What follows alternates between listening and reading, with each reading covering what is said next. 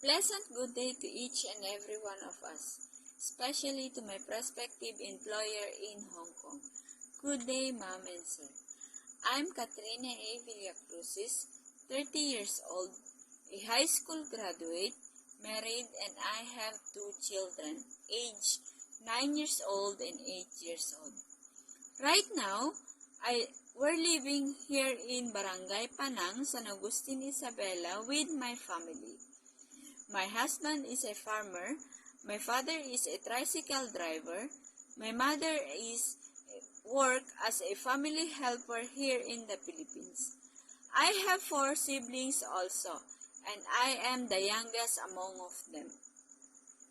I don't have any experience about working abroad, but I have 3 years experience as a family helper here in the Philippines, with consisting of 3 members of the family.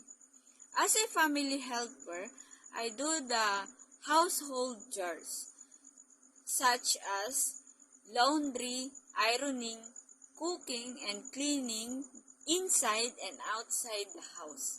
But sometimes I help my madam to taking care of their child if she needed help. To my prospective employer, Ma'am, Sir, I hope you can hire or choose me as your family helper, and I promise that I will love and serve your family the best that I can. Thank you and God bless.